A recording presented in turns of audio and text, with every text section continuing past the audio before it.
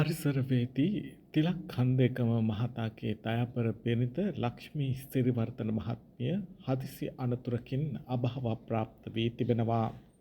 කෙසේ වෙතත් එතුමියගේ අවසන් කටයුතු පසුගිය 13 වන දින ඇලහැර පොදු සුසාන භූමියේදී සිදු කෙරුණු අතර මෙම හදිසි අනතුරින් කන්දේකම මහතාගේ රියදුරු මහතාද මිය ගොස් තිබෙනවා. කෙසේ වෙතත් මෙම අනතුර සිදු වී ඇත්තේ පරිසරවේදී තිලක් කන්දේකම මහතාගේ ආදරණීය බිරිඳ නාවලපිටියේ සිටි දියණියත් සමග තම රියේ ඇලහැර ගොවිපළ කරා ගමන් කරමින් සිටියදී කෙසේ වෙතත් සැක කරන අන්දමට මෙම අනතුර සිදු වී ඇත්තේ රථයේ රියදුරට නිින්ද යාම නිසා පවයි සඳහන් වෙන්නේ.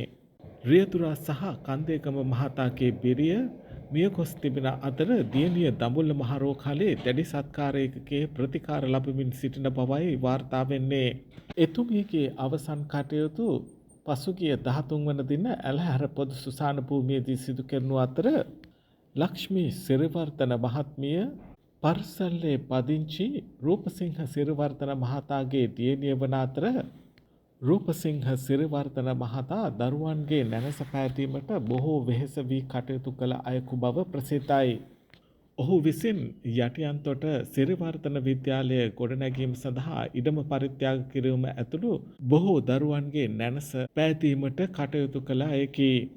ලක්ෂ්මී සිරිවර්ධන මහත්මියගේ 7 දවසේ බණ පින්කම 15 වන සෙනසුරාදා පස්වරු 7ට ඇලහැර සීහල ගොවිපළ පරිශ්‍රයේදී පැවැත්වීමට නියමිතයි.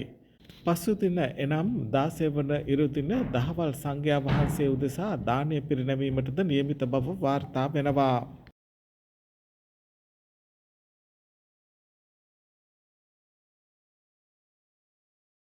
යාළුවනේ ඔයාලා තවම අපේ channel එක subscribe කරලා නැද්ද? එහෙනම් subscribe button එක ඔබලා subscribe කරන්න. සීනුව සලකුණ ඔබලා දිනපතා අපගේ නව වීඩියෝ බලන්නත් ඔබට අවස්ථාව තියෙනවා.